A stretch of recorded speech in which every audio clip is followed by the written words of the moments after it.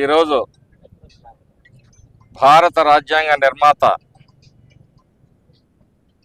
దేశ తొలి న్యాయశాఖ మంత్రి డాక్టర్ బిఆర్ అంబేద్కర్ గారి 69వ వర్ధంతిని దేశవ్యాప్తంగా వారిని స్మరించుకుంటూ, వారి సేవల్ని గుర్తు చేసుకుంటూ ఈరోజు ఘనంగా జరుపుకుంటున్నాం. ఈరోజు బాబాసాహెబ్ అంబేద్కర్ గారు మన మధ్య లేకపోయినా వారు వేసిన బాట, సమసమాజ స్థాపన, అన్ని వర్గాలకి న్యాయం జరిగే విధంగా ఆ రోజే వారు మరి రాజ్యాంగాన్ని రచించడం జరిగింది.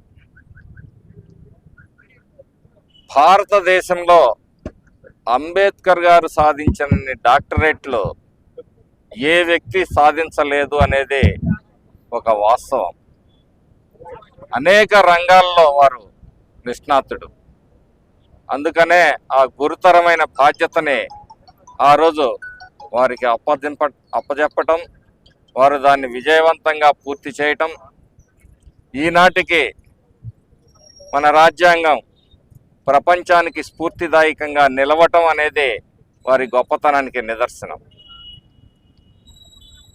ముఖ్యంగా ఆయన కులమతాలకి అతీతంగా పనిచేసిన వ్యక్తి. చాలామంది అంబేద్కర్ అంటే మా ఒక కులానికి సొంతం అనే చెప్పే భావాన్ని సమాజంలో కలగజేస్తున్నారు. ఇది తప్పు.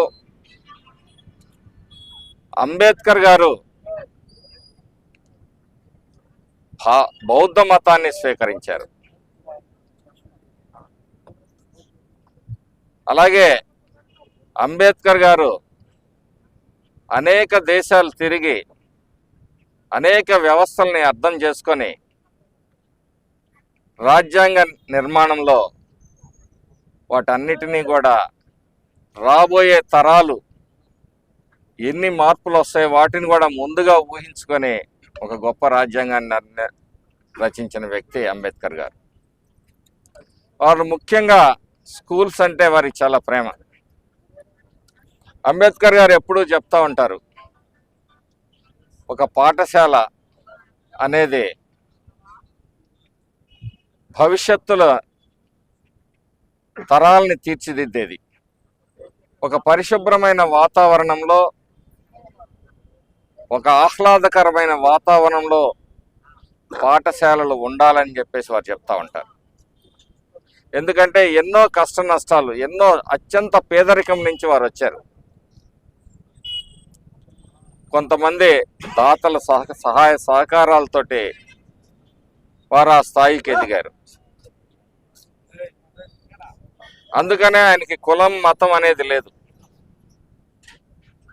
ఆయన విద్యాభివృద్ధికి, ఆయన అభివృద్ధికి తోడ్పడిన వాళ్ళు వేరు వేరు కులాల వాళ్ళు కూడా ఉన్నారు.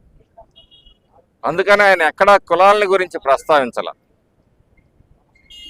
ఎప్పుడూ కూడా అట్టడుగు వర్గాలు, ఏ కులమైనా ఏ మతమైనా అట్టడుగున ఉన్న వారికి న్యాయం చేయాలి, వారికి చేయూతనివ్వాలి అని చెప్పేసి మరి మాట్లాడిన ఒక గొప్ప వ్యక్తి డాక్టర్ బిఆర్ అంబేద్కర్ గారు.